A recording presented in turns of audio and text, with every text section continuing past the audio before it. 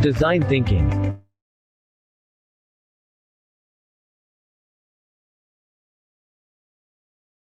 Hi everyone. Good evening.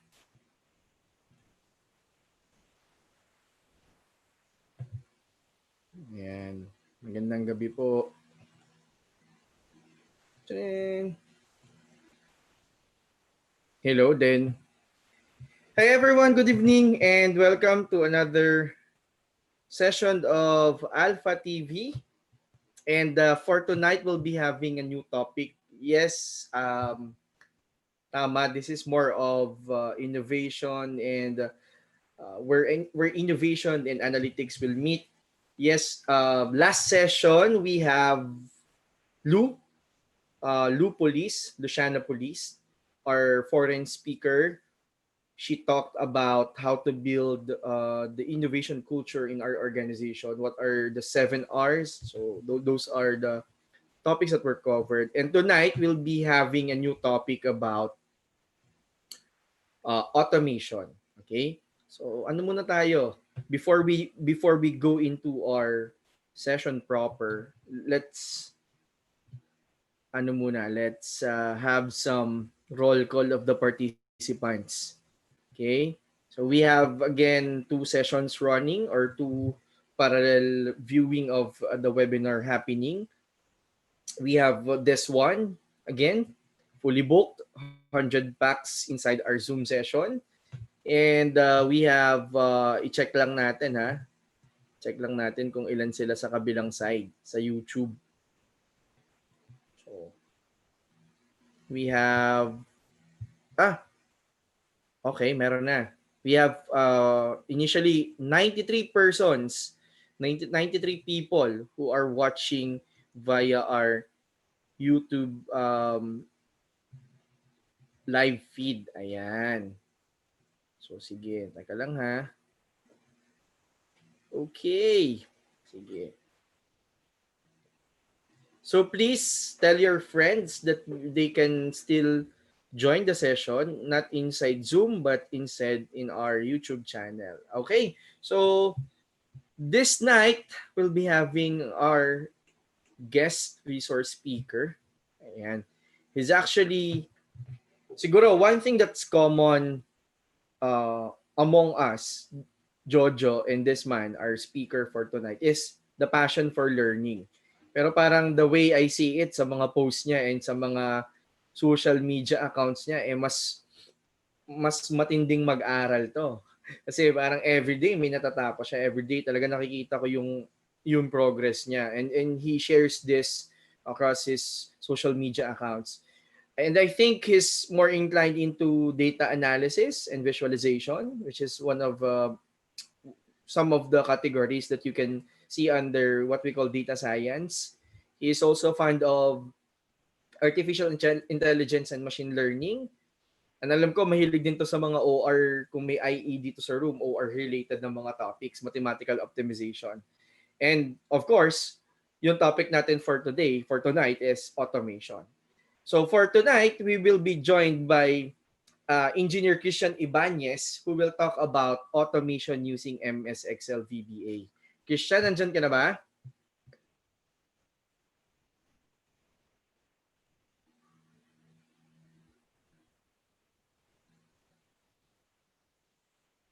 Yan. I think you're still on mute. Yan. Ayan, hello. Yan, okay. Yan. Hi, good evening. Okay. Hello sir. So, Evening. parang never pa kaming nag-meet in person ni Christian, pero lagi Oo nga, kaming sir, magka-chat. Ayan. Kamusta? How's work from home? Eto, as in talaga ako lumalabas. Ayan. As in, Mhm. ano, yung ate ko lang siguro yung taga-bili ng pagkain. Pero as in, dito na talaga ako sa bahay talaga. Work from Pero home. malapit nang Work from- matapos because except for some other areas na will undergo still modified enhanced community Yes. quarantine, but most of the areas will undergo na or will be classified under the general community quarantine nga ba yun, GCQ. Ayan. So what keeps you busy bukod sa pag-aaral? at sa work from home? Ano Yun lang. ba? Ano, working out, ganyan. Tayo, ganyan. Ah, Meditate, yan. nice. Siyempre, kailangan natin yan. So, mental health, especially Mm, now, ganun. tama, tama.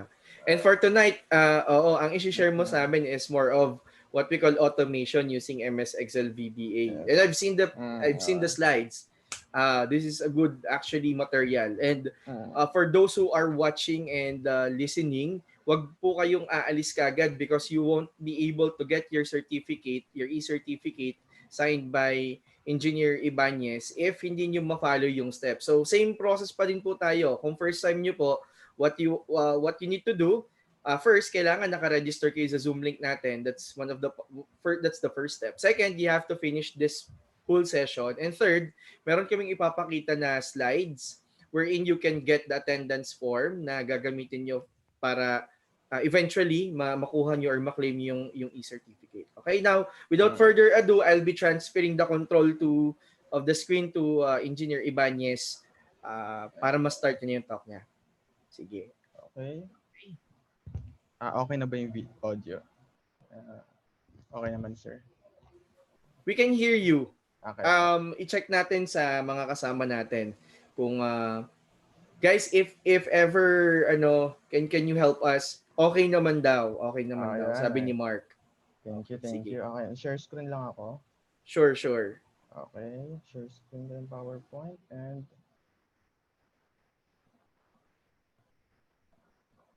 ayan. So, yun. Ayan, so first of all, thank you so much, Sir Lex at saka, and Sir Jojo for this opportunity. Ayan, and so let's start. So my topic is automation with Excel VBA. So, and nag-assume ako na may dalawang klaseng audience tayo for this session. So first, siguro mostly students. So my goal for students, so to give you a primer what is Excel VBA is all about. So something na pwede natin i-explore pa further para sa mga fluent na dito sa Excel. So something explore further and then eventually pwede natin siya mailagay sa resume natin. So, yun, na-showcase sa future employers and also for nasa ano, for example, mga practitioner. So whether nasa academe ka o nasa industry. So siguro pinaka-common siguro na ginagawa ng mga nasa industries may mga reports. So mamaya magbibigay ako ng example ng kung paano ma-automate yung isang type ng report using Excel VBA. Yan. Yan. So yan. So yan yung dalawang siguro goal ko for students and mga practitioners. Yan. Okay, next. So for agenda, so first we'll talk about what is automation and why we automate. So why we automate things. So ayan, yung magandang siguro sagutin natin. And next is we'll go on to a specific area na pwede natin ma-apply automation, which is transactional environment. So transactional meaning office.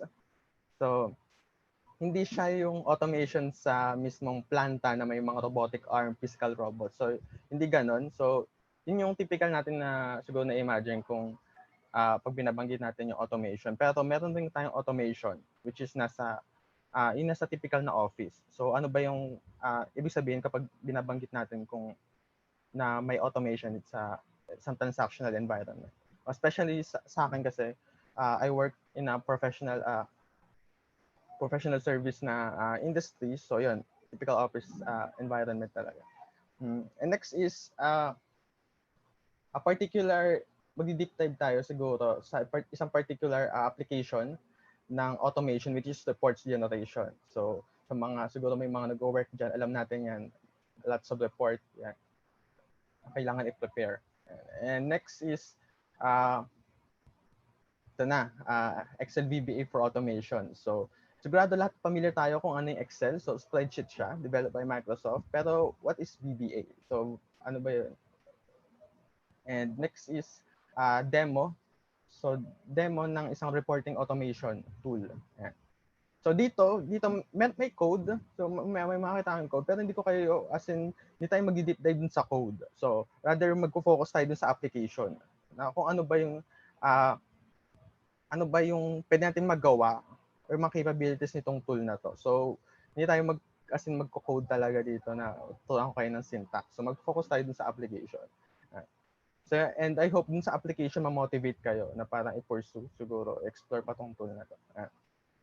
And next is, once done na tayo with demo with reporting automation, we'll go on to the business impact. So, paano ba natin ma-communicate yung impact na ginawa ng tool natin? And last is conclusion.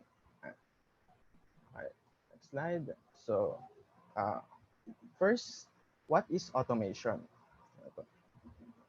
Ito yung kailangan natin unang sagutin. So automation is the application of technology, programs, robotics, or process to achieve outcome with minimum human input. So yan. So yung goal natin with automation uh, is to produce kung ano yung desired natin na output uh, parang as minimum human input as possible. Kaya babanggit dito.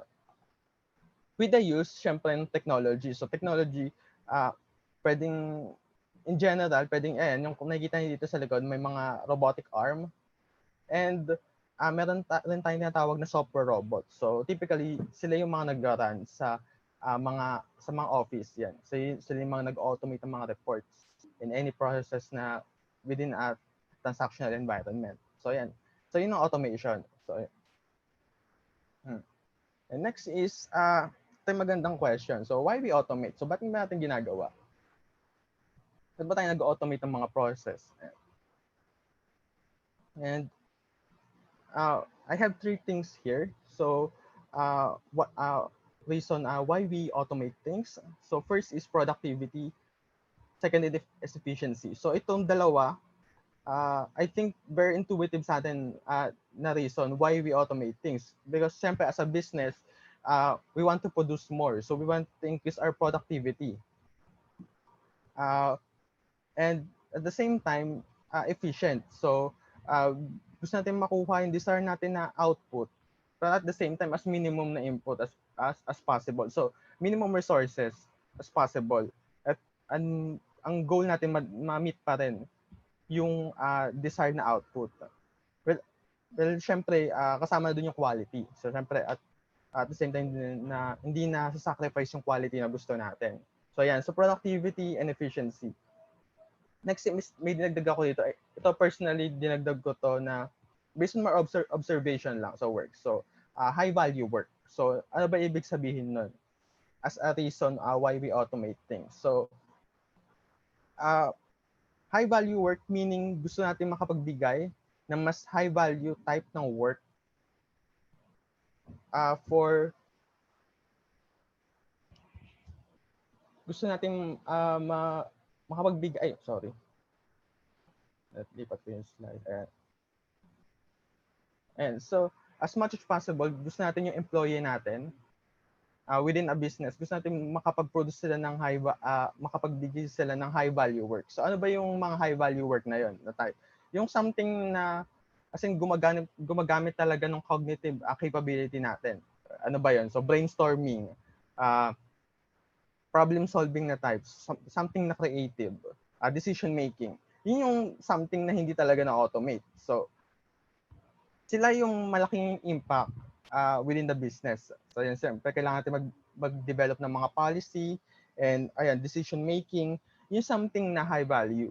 And sa industrial engineering, meron kaming classification ng type of work. So regardless kung siguro nasa industry ka or anong type ng work mo, so pwede mong makita yung buong workflow mo within a day as value added, non-value added, and waste.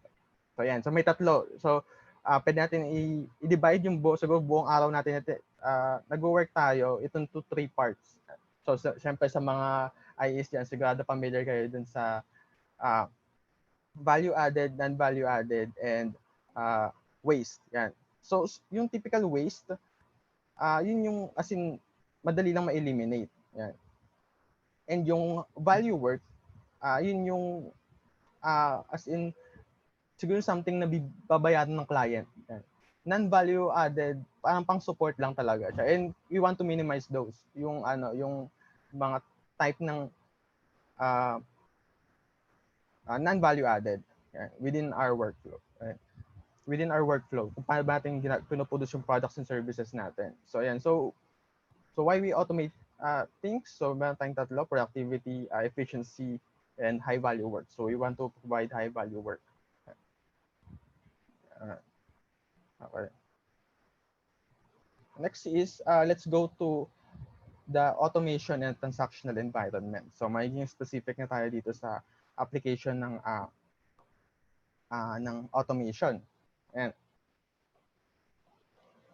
And next is ayan. There's a mga I think major application ng automations for a transactional environment or sa office environment is reports.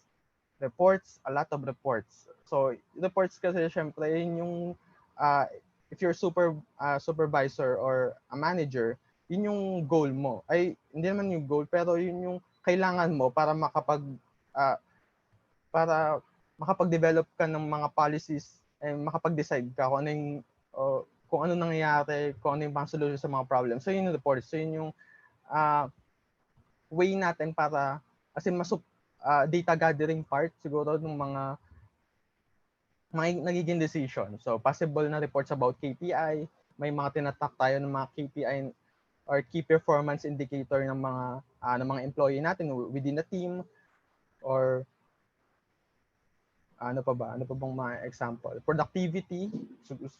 Possible na may tinatak tayo na productivity, efficiency, or other metrics na within the team. Na halimbawa, kung check natin kung sino ba yung mga madalas mag-absent, ganyan.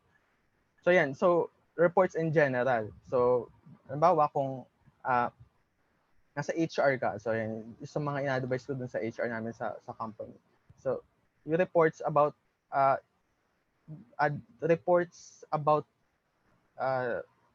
certain demographics ng mga na-hire. Yeah. So, mas maganda kung halimbawa nakapag-hire kami itong month, so ilang percent ng mga na-hire namin yung galing sa ganitong school. So, yan. So, maganda yan kasi nagkakaroon tayo ng insight kung ano ba yung parang majority ba ng mga na-hire natin, saan ba nanggagaling. Yan. So, yung mga ganong klase ng report. And yung report na yun, possible na nasa Excel pa, or dynamic visualization o dashboards. So ito yon. So dito na yung part na yon. So standard reports, possible na pivot table lang siya. O yon, so click and a Power BI dashboard. So dito sila. Yan, reports. So ito yung reports part. Pero bago tayo makarating dun sa mismong reports, so meron tayong data wrangling na gagawin. Na data wrangling, itatransform natin yung raw data into a certain format. So dito siya nangyayari. And yung mga kailangan natin ng mga input data para sa data visualization natin or standard reports, so dito siya babagsak sa raw data. So raw data from various sources and different file formats. So file format, possible na Excel, CSV, text file, PDF, yan. Or pwedeng nag-scrape ka sa web and then nilagay mo lang rin sa Excel and then nagiging input rin siya dito sa report mo. So yun. So any report na kailangan natin para mabuo any kind ng data na kailangan para mabuo yung isang report, dito siya babagsak. So yan. So may wino-work na ako na ganito dati and may tatlo siyang simple lang tatlong malalaking Excel file, and then data wrangling namin, niload namin sa isang Click dashboard. So Click yung competitor ng Tableau and Power BI. So isa sa mga leading data visualization tool. Ayan, pero yung dati ginagawa naming manual pa rin yung data wrangling. So dito para sa data wrangling, dagdag ko na rin. Dito nangyayari yung data cleaning, transformation, pivot, unpivot, yan. And pag standardize ng data natin, So any type ng data transformation na gagawin natin with our raw data, so dito siya nangyayari. Okay. And for reports generation, ito yung highly candidate for automation. Typically. So based on my experience, once defined mo lahat ng raw data mo, pag gaano pa karami yan, once na standard yan, and meron ka ng standard desired format for your report, ito, masasabi natin automatable to. Yan. So regardless kung gaano ba karami to, gaano karami yung input data mo sa isang uh, sa isang report. Yan. And may instance rin na ito, yung report, kailangan siya as input sa another report. So parang nag-cycle ka. So may mga, hindi ito natin sa nito, pero meron ka, possible na meron ka rin ditong kino-consider rin na report from other report. Yan. Which is normal yan for a big company na sobrang daming reports na tinatrack. Yan. Yan. So, next is, let's go now to Excel VBA for automation. So, yan. Mag-focus na ngayon tayo dun sa tool for automation. So, kanina tinakal na natin ano yung possible application and what is automation, why we automate things. Now, we'll go to the specifics. So, Excel VBA for automation. Ayan. So, ayan. So, sigurado kanina, binanggit ko na, I think familiar naman kayo sa Excel and kaya niyong gawin. Pero I assume onti pa lang sa inyo yung familiar dito sa VBA. So, what is VBA? So, VBA is short for Visual Basic for Application. It's a computer programming language developed and owned by Microsoft. So with VBA, we can create macros to automate repetitive work and data processing function and generate custom reports, graph, and reports. So mamaya, ito yung demo ko. So using VBA, we will going to automate to generate custom reports with graphs. Yan. So yan, i-automate natin yung pag-create ng pivot table and mga charts sa Excel. Yan. Sigurado familiar na kayo kung paano siya gawin sa Excel, pero ngayon i-automate natin siya. Yan. So yan yung Visual Basic for application. And by the way, yung Visual Basic for application, common siya na programming language for automating Excel. Pero actually pwede rin siya as a tool para i-automate mo yung ibang mga Microsoft Office application. So for example, yung Word, PowerPoint, Outlook. So yan, yung mga Microsoft Office apps. So pwede mo rin siyang gawin para i-automate or i-control yung ibang application na yun. So siguro bigyan ko kayo ng isang example. Siguro imagine meron kayong mga list ng names na nasa Excel and gusto mo siyang gawan ng let's say your certificate. Yan, mayroon kang certificate na nasa PowerPoint. And then ang goal mo, i-email mo yun using Outlook. So, kung gagawin mo yun siguro sa isang tao, dalawang tao, siguro hindi mo makikita na parang, pwede ito i-automate. Pero kung meron kang siguro hundreds or thousands na tao na parang sinesendan mo siguro nung document na certificate na yon, siguro on a regular basis, siguro once every 6 months, ganyan. Yun yung type ng work na kailangan na natin i-automate. So gagawa na tayo ng tool para i-automate yung end-to-end na task na yun. So yun yung isang application ng Visual Basic. So hindi lang siya for Excel. Yan. Though yung typical application niya is Excel kasi for automation ng mga reports. Yan. And next is, ayan, ito na tayo. So demo na tayo ng reporting automation. So mamaya lilipat tayo sa Excel and using this raw data, about budget, we will use Visual Basic application to turn this raw data into this kind of reports. Siyempre, pwede mo siyang gawin manually, pero like yung typical task sa office na, halimbawa, every week, kailangan mag-produce ng ganitong report. Halimbawa, and yung data wrangling part, yung pag-prepare ng report, actually wala talaga siyang value. Pero ang mismong may high value, yung katulad ng binanggit ko kanina, ay nandito. Pag nagmi-meeting na kayo about dun sa insight, yung nagbe-brainstorm na kayo, bakit ganyan yung nangyayari sa data? Yan. And nag-root cause analysis na kayo, kung may problem ba, or kung okay yung mga success metrics nyo. So yun nandun yung value. Pero yung pag-prepare mo pa lang ng raw data, papunta dito sa chart, wala talaga siyang value. Yan. So yun yung mga automate natin. And yun yung i-demo ko ngayon using Excel.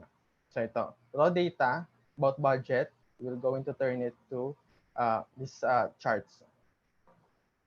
So, lipat tayo sa Excel.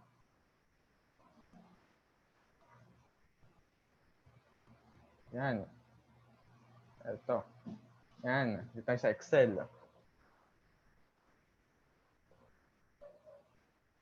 So, dito sa Excel, meron akong dalawang tab. So, generate report and the raw data. So, dito mo tayo sa raw data. So, raw data, meron tayong basic data set dito about budget. So, budget actual, per month, item, per category, per department, per division. So, yan. Pansin nyo, malinis na yung data set. Malinis, clean data meaning naka-organize na siya into rows and columns. So, one row is a feature. And yung first row niya is yung header niya, yung column name. And a row is a transaction or a record. Yeah, so, organize na yung ano natin, yung raw data natin dito. And kung i-expect natin, meron tayong 7 columns. And meron tayong about 15,000 rows. So, medyo malaki rin. And ang goal natin, yung katulad na sabi ko kanina, i-turn tong raw data into to reports. So, ang goal natin for reporting, kailangan natin gawan ng pivot table and charts kada isang column. So, para may versus actual and budget. For example, month na actual, budget and actual. Yeah. And then items, budget and actual. Category, budget and actual, and so on hanggang dito sa division and department. So yun yung gagawin natin. So pag manually, kaya naman siya manual, pero rough estimate ko abutin siya ng mga 5 minutes. Depende kung gaano kakabilis maggawa ng pivot at saka mag-chart sa Excel. And yun yung part na yun yung i-automate natin. So dun sa pinakita ko na part na may raw data ka, data wrangling, and reports. So ito yung input data natin. And di-automate natin yung data wrangling part, which is yung pag-transform nito into reports. So yan. So tingnan natin yung pangalawang tab ko, which is generate reports. So yan, meron ako ditong button na pag click ko, mag-generate na siya ng report automatically. So yan. So yan, click ko. And yan. Ayun nangyari. So ito yung dalawa nating, ito yung mga na-generate niya actually. So meron tayong division budget actual. Mapansin niyo dito sa name ng tab. Meron tayong pivot table, and from pivot table meron siyang chart ng budget and actual natin per division. And same thing for ito, meron naman tayong line chart, which is syempre for time series data, line chart. So Ayan, budget and actual per month. And same thing rin dito, meron tayong bar chart for items, budget and actual, and category, ito, and department. Ayan.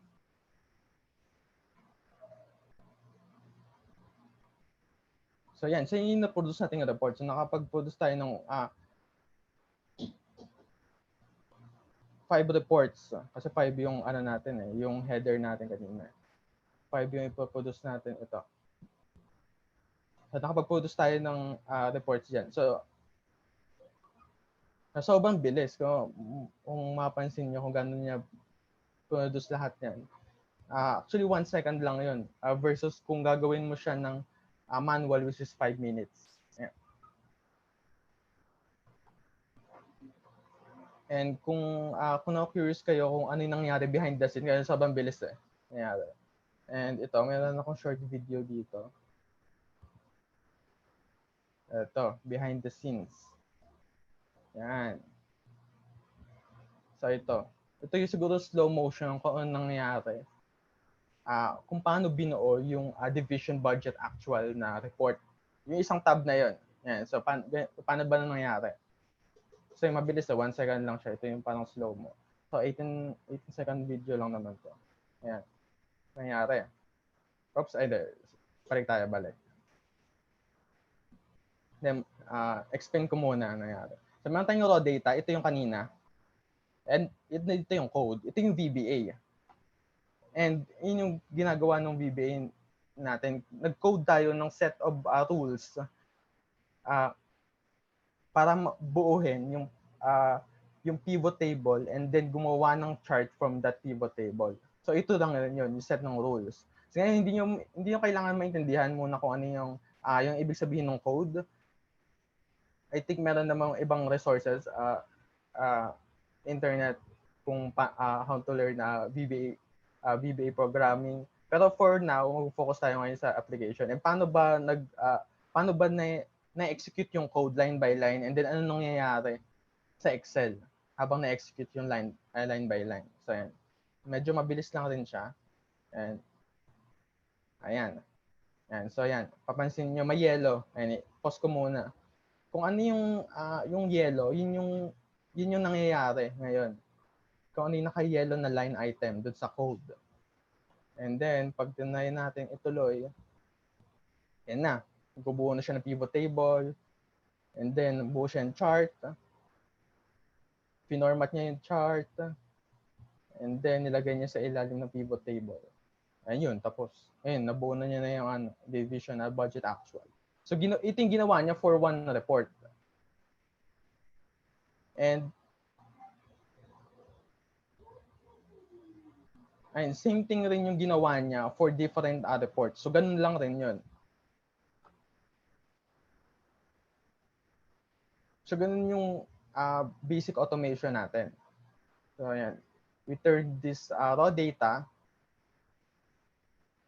into pivot tables and charts. So, ayan. 1 second lang siya ginawa. 1 second lang siya na execute yung code and then ready na yung report. So, yung ganitong report, so ready na for meeting and brainstorming. Yung something na valuable work. Ayan, so balik tayo sa PowerPoint. Ayan, so tapos tayo sa reporting automation. So na-turn natin yung raw data na to about budget into different charts. And now let's turn our attention to the business impact. So ito na yung last part. So business impact, meaning paano ba natin i-communicate yung ginawa ng tool natin. Siyempre. Kung may mga stakeholders or may clients tayo or mga manager, paano ba natin ibibenta na itong automation natin is working. And nakapag-develop tayo ng something na nag-eliminate ng mga non-value work. So I think meron ako ditong basic basic metrics para malaman, para i-communicate natin kung ano ba yung nagawa natin. So, halimbawa, kung isang buong time team, and then i-communicate natin sa ibang stakeholders or mga colleagues natin na, hey, meron kaming automation tool, ito yung ginagawa na, ito yung impact niya. So, first, maganda na i-state natin kung ano yung manual duration niya. So, gano'n ba siya katagal manually gagawin? And then, ibabangga natin yun dun sa automated hours niya, which is 1 second dito. So, manual work, rough estimate, 5 minutes gagawin yung work. And then, using our automation tool, we reduce that to 1 second. So, kung i-divide natin yung 1 second into 5 minutes, meron tayong mga around 99% efficiency. So, yun yung natitipid natin using every time na nag-run tayo nung report na yun. And I think isa pa sa mga important na yung na I think highlight ng automation is 100% yung accuracy niya. Ayan.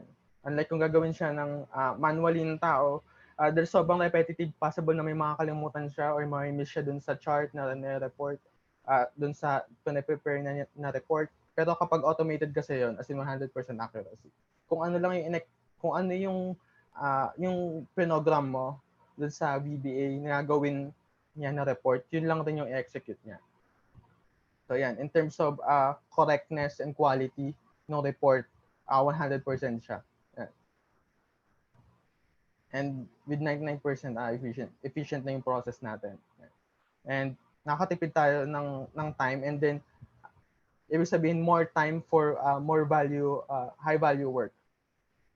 Yan. So pwede niyo halimbawa extend yung meeting niyo na medyo extend yung meeting ng onte about dito sa chart kasi syempre nakatipid naman kayo ng hours about charting. Gamitin na natin yun dun sa about brainstorming work. And that's it. So let's proceed now to our conclusion. So first, any manual, low value, repetitive work with no decision making involved are those type of work that is highly candidate for automation. So yun yung kanina yung binabanggit ko, yung non-value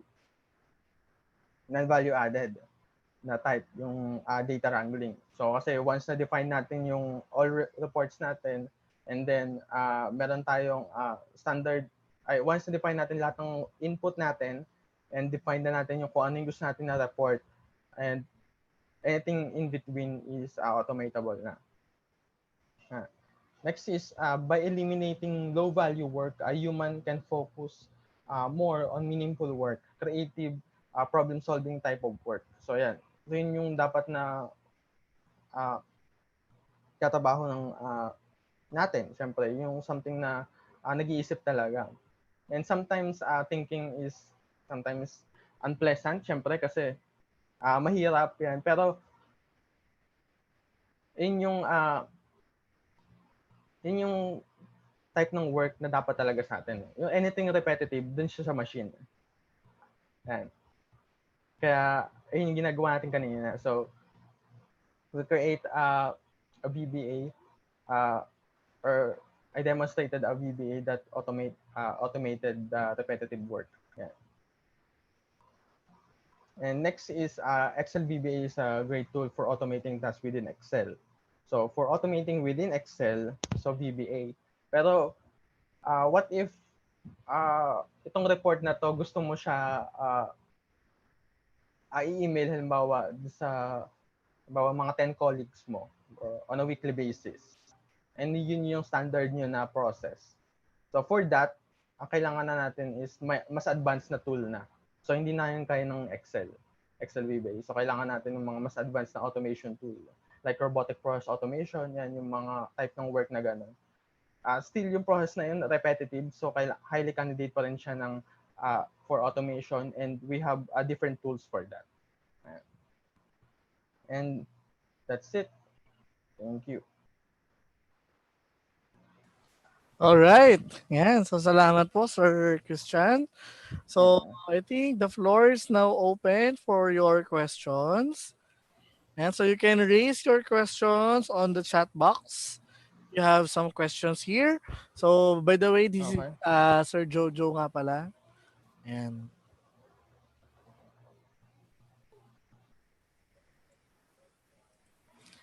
let's wait for Sir Lex. No? So, question. Sir Christian, may question dito sa Zoom, no? Okay. So, Okay. sabi po dito, in the future, will automation lead to new work opportunities or more laying off of employees? Okay. So, first yung for new work opportunities, yes, of course, merong uh,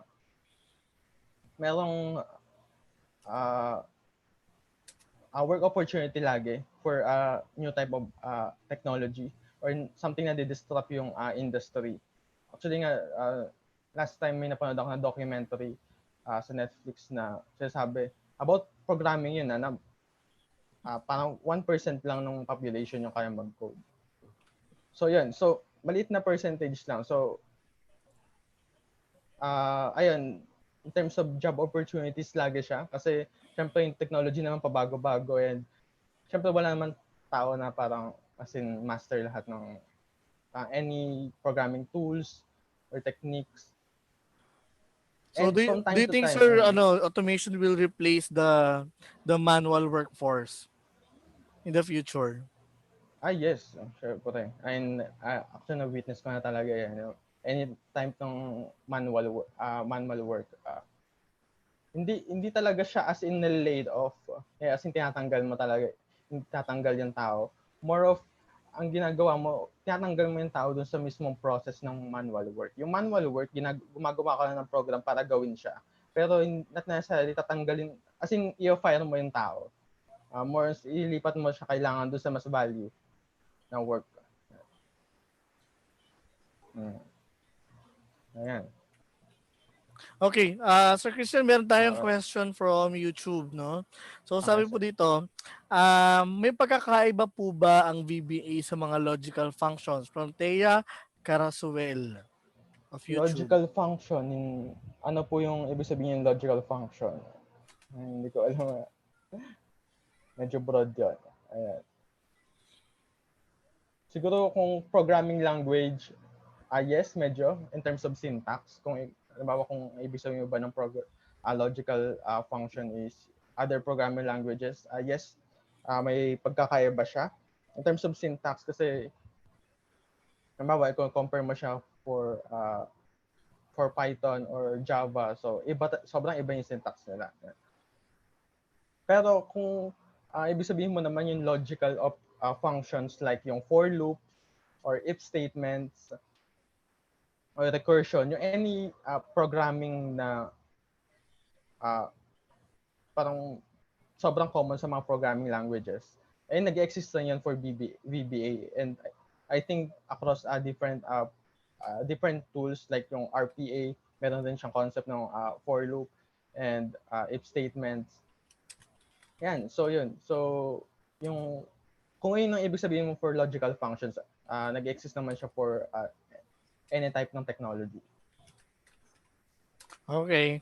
So, here's another question, sir, from YouTube ulit. Pwede din po ba sa ibang application yung VBA programming language or sa Excel app lang po? Thank you po. Uh, Pwede siya within a Microsoft Office application.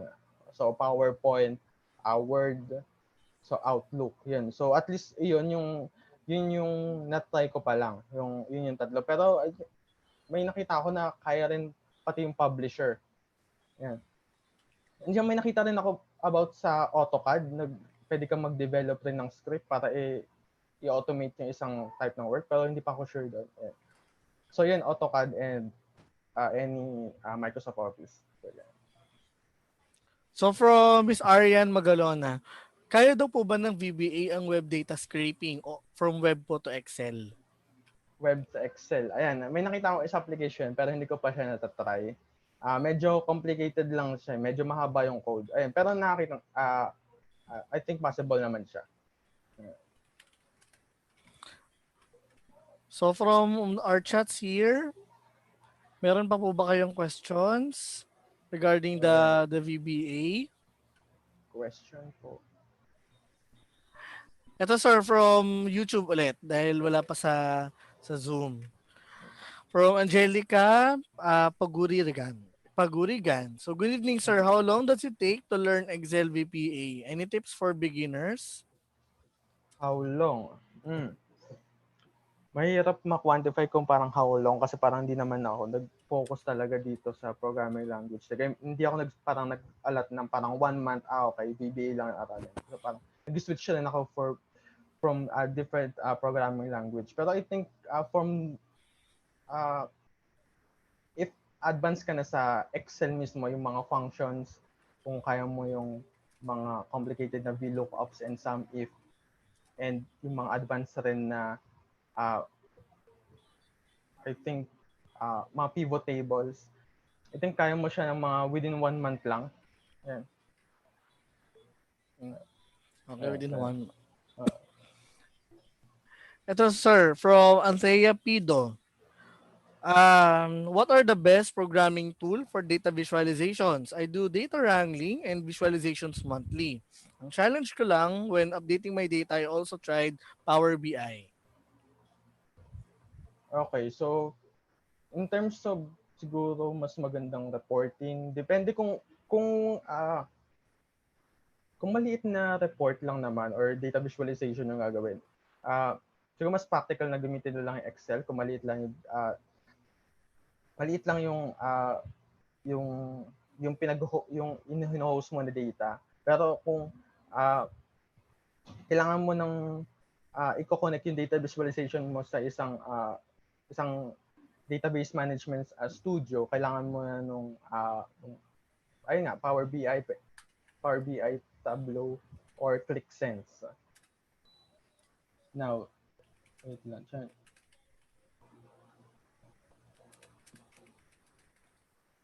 Actually, hindi siya programming tool for visualization yung sinabi ko. More drag and drop tool lang siya for creating visualization.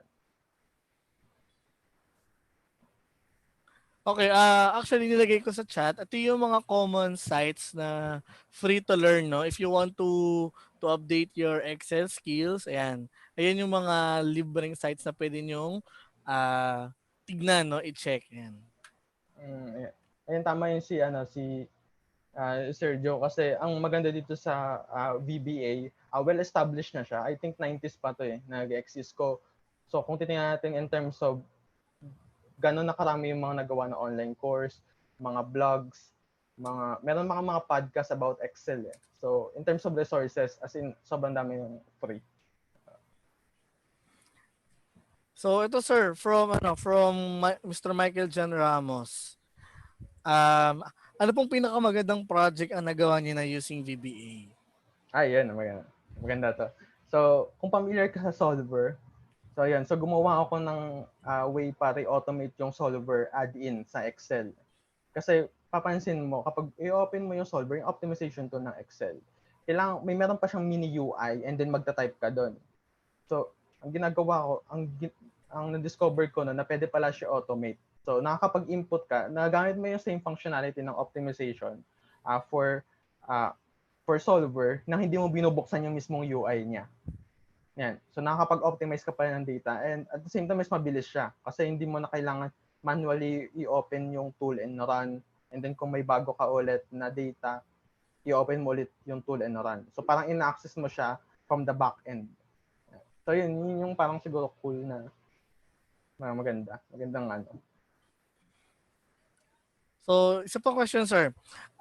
To what extent we could use Excel VBA and change or use another applications for data processing and visualization daw po? Ayan, so to what extent? So, yan. So, syempre, within Excel, VBA tayo. Ayan. So, now, kung halimbawa, uh, kailangan mong mag-manipulate siguro ng multiple Excel, halimbawa 10 Excel. And then, meron kang macro within 10 Excel na yon. And then, kailangan mo siya, halimbawa, lagyan ng data, i-load on on a regular basis. Kumbaga, yung 10 Excel mo na yung may macro, lalagyan mo ng mga 10 dataset, automatically lalagyan mo ng isang tab sa kada isang sheet, and then pag nalagyan mo, i-run niya na yung macro sa loob ng Excel. So yung mga ganung application ay medyo complicated na siya for for uh, for Excel. So kami, may ginagamit ako ngayon na tool na Alteryx. So yung Alteryx na yun, drag and drop tool rin siya, mostly para i-manage mo yung as in multiple Excel file. Bawa multiple Excel file yung ilo-load mo. So yan, so yun yung magandang application, magandang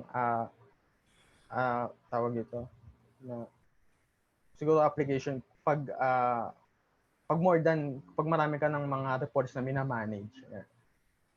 Okay, so more of recording macro, automation. Yeah. So dito Yes. sa Q&A, meron tayong mga questions, no? So, from Miss Johanna Christine Almares. So, will automation take over healthcare jobs? Healthcare job. Ay, medyo hindi ko pa makita yung link between healthcare job and uh, tawag ito ng within Automation. data automation. Pero I think kung halimbawa kung nasa office ka rin ng hospital, lagi rin pa rin may data manipulation na gagawin. So parang data manipulation, parang as long as yung organization which may data na kailangan i-transform and then i-transform into reports, I think regardless of industry, kailangan mo pa rin ng kumbaga gamitin mo pa rin yung tool. Yeah. So hindi lang siya parang for healthcare. Ganun. So, more of data management, no? Yep, Para... and data management. So, sir, what is the edge of VBA to SPSS or Minitab? SSS, so SPSS, I mean SPSS, VBA okay. versus SPSS or Minitab. Okay, siguro Edge. Hmm. Well, kasi Minitab and hindi ko siguro sabihin siya na Edge, pero uh, Minitab and SPSS, kumbaga sikat sila for statistical analysis. Yan. So yun yung pinaka-domain nila. While yung Excel is a spreadsheet talaga. Now, kung yung titingnan natin siguro kung in terms of statistical function, lagi syempre may edge yung Minitab uh, and yung SPSS and I think na hindi parang kayang siguro tapatan with Excel, kasi syempre may pa rin tayong mga basic statistical functions like yung data analysis tool pack for Excel. So yan, and yung mga function na chi-square dun sa mismong Excel sheet. Meron pa rin tayo, na pero syempre iba pa rin yung as in tool na ginawa specifically to do statistics. Yeah. So, magkaiba lang talaga ng purpose, no? Yes, okay, Yes. magkaiba rin yun. So, another from anonymous attendee. Sir, meron po ba kayong ma-recommend na materials to study Excel VBA? Ayan. So, recommend ko siguro materials, parang, so, yung binanggit ni Sir Joe kanina, yung mga list ng Excel, I think mga blog site tong iba eh. Excel Heroes, yan. Diyan din ako naghahanap kapag may mga problem ako eh. And yan, i-recommend ko siguro more on free. More on free research. Sobrang dami naman talaga. Kasi di mo kailangan siguro gumastos. Pero yung particular siguro uh, na siguro tutorial, siguro wala. Yan. Yan. Pero hanggat maaari, ma-advise ko kung in terms of learning, mas diverse yung mga learning materials mo, mas better. Halimbawa, meron kang webinar na ganito, and then mag-research ka rin ng tutorial sa YouTube, and then makikinig ka ng podcast about Excel, and then magbabasa ka ng mga blog post. Yan. So, mas diverse, I think, para mas solidify yung bang knowledge mo about sa tool. Yeah. given na yun, marami namang resources for learning.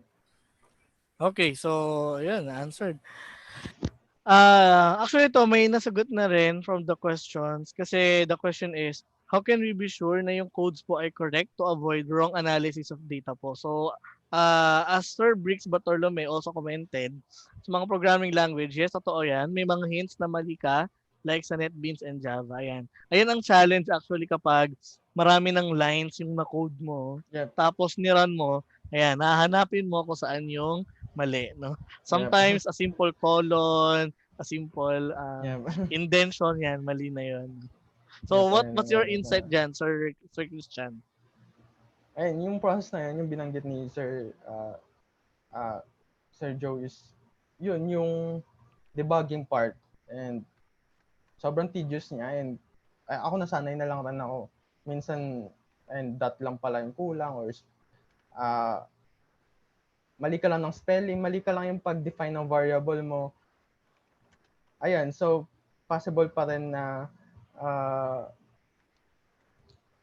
siguro kung hindi ka gaano experience dun sa programming language, siguro madali ka agad siguro sumuko.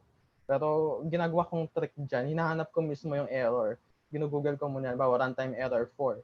Google ko yun, and runtime error 4 for Excel. So ganun ako specific maghanap ng ah, ng ng problem kapag nagde-debug. Yan. Sana may autocorrect sa code. And yung problema dun sa Visual Basic Editor, wala siyang autocorrect. Yan. O medyo hindi siya katulad ng ibang programming language. Tama. Okay. So, isang question dito, sir. So, what programming languages we need to learn for data analysis? Maybe the most useful. Data siguro data analysis itself, uh, I think R is sufficient na kasi yung in terms of yung yung tool, I think Complexity. yan, yung in terms of for data analysis itself lang. Kasi syempre yung in terms of data analysis kasi hindi naman talaga particular na ginagamit doon is VBA. Yung Excel part, yung mga formulas, yun yung data analysis, pero yung in terms of VBA hindi. So, in terms of programming language R din. Yun yung I think yun yung gagamitin ni na Sir Joe sa program nila. Ayan. Ayan, ayan. Oh, yes, Ayan. i-explain ko rin siya mamaya. Ano? Ah, Some of the programming language, Sir Luigi mentioned NetBeans, may hint. Ayan, yung nga. Some programming language meron. Meron isa pang question dito, sir, no? So, from YouTube by Mark Anthony Ozeta. How do we handle backward compatibility of VBA? Kasi we have VBA worksheet na built from Excel 2007. Nag-try kami with 2016, ayaw gumana. Backward compatibility. Yan, isa-isang mga malalaki sigurong issue. Lalo na 2007 pa yung nabawa siguro yung macro, or possible mas early pa dyan na develop. And hindi naman siguro mga major update yung nangyayari dito within VBA. Pero I think magandang solution dyan kung may nagpa-pop up man na error, mas maganda siya siguro. Ayun yung specific na i-search mo, and I think may mga solution naman for that. So yun yung mismong error na nagpo-pop up sa kanya, bakit hindi siya nag-run. Okay, so search the error code and then Mm-hmm. and maybe Stack Overflow can help Yes. yeah, tsaka si GitHub, no? So Yes. for your question. Ayun Stack ang mga Overflow. tambayan ng mga Oo. programmer, no? Si Stack Overflow tsaka si GitHub. Okay, so Yeah. from Sir Luigi Carlos Sandoval. Sir, pwede i-deploy yung macro-enabled Excel file sa Google Spreadsheets? If not, what can be used on Google Spreadsheet for Mm. automation? Ayun. So, kung pwede siya i-deploy, hindi. Hindi po siya pwede. Kasi meron programming language, specifically si Google Sheet for, like VBA rin. Ang tawag doon ay Google App Script. So, para lang rin siyang uh, VBA sa Excel. So, Excel, VBA, Google Sheet, uh, Google App Script. So, parang ganun yung analogy niya. And same thing rin sa VBA, pwede mo rin makontrol yung mga ibang Google Suite application like yung about Gmail, o pwede kang magawa ng ibang mga web app. Yan medyo mas ano naman, medyo mas malawak yung kaya niyang gawin. And for automation yan, for automating Google Sheet. Okay. Kasi ano si MS Excel is from Microsoft and no, and Yes. Google Spreadsheet is from Google, no. Yeah. So even when you use Mac, the the spreadsheet for Mac, iba rin yung kanyang automation, no. Yes. Yan. Okay. Ayun. So depende kung kaninong company. Yes po. Pero the syntax or the logic yan, halos pare-pareho lang naman. Okay. Yes. Anyway, do you still have any questions from Team YouTube and Team Zoom? So questions pa? So I think we already answered here in the Q&A portions. Wala na, no? Ayan. So kung wala nang tanong, ayan, no? So we'll be releasing the link later, no, for the certificate. So in behalf of Asplex Speech Academy and Sir Christian Ibañez, maraming salamat for Thank you. accepting our invite as a speaker for tonight. Ayan, no? So it's a very fruitful, no, 1 hour session for refreshing also, no, ng ating MS Excel skills. Ayan. Okay. Actually guys, sobrang essential. Ito yung mga basic needs na kailangan natin for our work. Ayan. Okay. Siguro share ko lang kasi using the MS Excel in my work before. So 2 months generation yung form.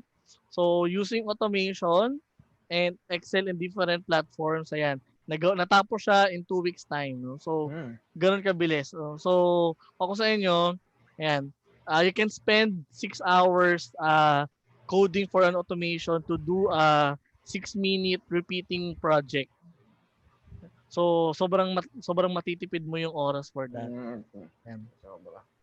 'Di ba? So ayun yung mga ating mga experiences. Sir, saan ba kayo nag-start mag VBA? Anong mga functions ang inumpisahan niyo, sir?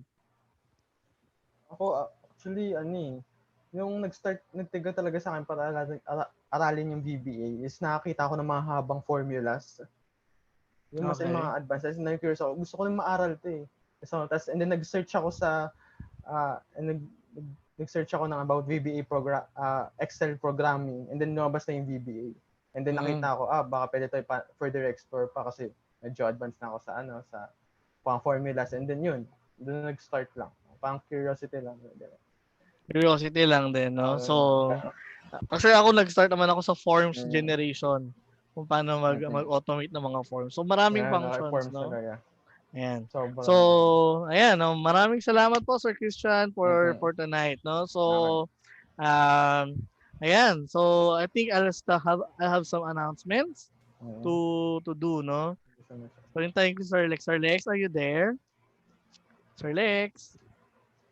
Okay, so habang wala pa si Sir Lex, ayan, Hello? si Sir Lex. Ayan, Hi, Sir Lex, any salamat. parting Hi, words? Christian. Sige po, bye. Yeah, that was a good, short but good session. I think sulit na sulit yung mga tao Parang mas gusto nila na 5 minutes lang presentation tas puro tanong na lang. Ayan. So, just some few announcement. Kagaya pa rin ng dati. Konting announcement lang. John, next slide please.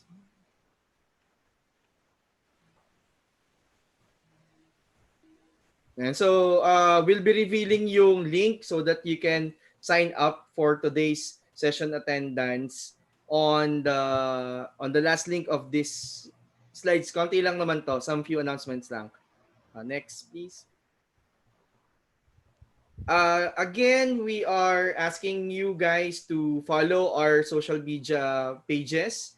You can find us at Facebook at our page, Asplex Page Academy. as well as subscribe to our YouTube channel, which is being used to deliver these learning sessions, these free learning sessions at Aslex PH Academy also. And you can visit our website at aslexph.com for increase and details of our programs. Speaking of programs, pagbigyan nyo na po, no? Mabilis lang naman po ito. Um, Next slide, please. This Yes, this coming June 6 to June 27, we will be having the third wave of our sought after online Lean Six Sigma Yellow Belt. This is internationally accredited. And we were able to have 35 graduates on the first batch, and we have now more than 40, I think 42 students on the second batch. And because of the inquiries, we are opening again another batch which will happen June 6 to June 27. You have until May 30 to register. Okay? So that's for Yellow Belt. And also because of your request and your messages, personal messages, we are also opening another batch for our Lean Six Sigma Green Belt. So our Lean Six Sigma Green Belt will happen on, I think, same timeline. It will start June 6 up until July 7. So this is more of a project mentoring approach program. So not your typical training, and uh, we are actually having this first wave, our first run, first batch. We are helping or we are mentoring around 40 or 39 students and the mentees under this particular program. So, yan po. This will happen June 6 and same, you have until May 30 to avail a slot. Okay, there are actually we will be limiting now the slots to 20. So I think if I'm not mistaken, there are 12 or 13 slots that are available. Okay, next next program is actually connected with this one somehow. We will be running our pioneering batch of what we call Alpha Certified Data Analyst or Alpha CDA. This is this will happen same timeline. We'll open the program on June 1 and will run across 6 weeks, I think 6 weeks hanggang July 18. Our live classes are scheduled during Saturdays from Yellow Belt to this particular program, what we call Certified Data Analyst. Lahat po yan nangyayari yung live classes during the weekends, Saturday and Sunday. So usually 7 to 10 or 8 to 10 yan. Depende sa program. And there are activities that are being done, especially for the Yellow Belt and CDA. There are activities that are being done through our LMS. And for Green Belt, may mga activities tayo na binibigay offline or group work. Yan. So yung certified data analyst natin is actually valued at 30,000. But for the pioneering batch, we're offering it through vouchers at 10,000. And slots are limited. As of now, ang alam ko, there are only 5, I don't know if 5 to 10 slots. We haven't checked yet, pero as of kahapon, there has been a surge of registrants, of attendees, no, because of yun nga yung limited slots na available. So if you're interested in pursuing your career in data analytics or data science, I think this is a very very good start for you. So I think that's all. So for the usual, next week, yes, next week,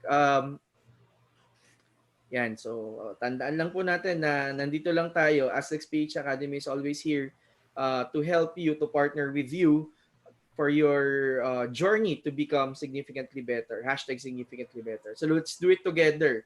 And by saying that, meron ulit next week. Tama ba ako? Yes, next week. We will be having someone from, if you're familiar with Asian Institute of Management's Master of Data Science na program. So ito yung talagang solid na data science. This is actually a 1.5, around 1.5 million program across, I don't know, I'm not sure if 18 months or 24 months kung alin doon yung tama na months. Pero within those period, so we were able to invite Mr. Roy Joseph Roberto, who will be sharing with us about naman deep learning and AI. So yan, kung interested kayo, this is posted in our page. And same thing, kapag hindi nakapasok sa Zoom, dun lang sa YouTube. And then as long as magstay kayo nakapag-register kayo sa Zoom, nagstay kayo sa session, nag-attendance sheet kayo, you will be having your e-certificate. Okay? So yun lang. So paano yung attendance form? So ito na po yung link for the attendance form. So please do not forget to check if you successfully completed filling up the attendance form. Para po may proof din kayo, you might want to take a screenshot kasi Yes, nagkakameron screenshot. tayo ng problem. Yan, nagkakameron tayo ng problem. And we will close this right after an hour. So if this hour is like 8:12, so we'll be closing this around 9:15 or 9:12. So yan. So Sir Jojo will be I think Sir Jojo will help us on copying the link dun sa YouTube Yes, done. YouTube Done na. live feed natin. And then dito sa Zoom sessions natin. So Oh, you might guys, also want important yan, to no? take Mag-fill out picture. kayo. Kasi automated din ang ating certificate generation. No? So after you filled out, lilinisin lang namin yung data para pare-pareho ng format. And then automatic na siyang mag-generate ng certificate at isi-send sa mga emails nyo. No? So, di ba? We're applying the automation already. Okay.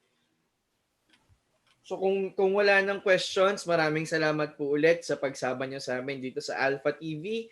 And marami pa tayo. No, yung next week we'll be having two. Yung Monday will be yun nga, deep learning, and on Thursday I think there's another schedule with operational analytics. And then by last week of May we will be having Lean Six Sigma for sustainability. And first week ng June and second week meron na rin po tayo naka-line up. So please paki-subscribe po sa ating mga social media links and sa Facebook and sa ating YouTube channel. So ayan. Maraming salamat. Keep safe. Alam ko na malapit na nating malampasan tong challenging time na to. So continue praying. Maraming salamat and see you sa next webinar natin. Bye! Bye!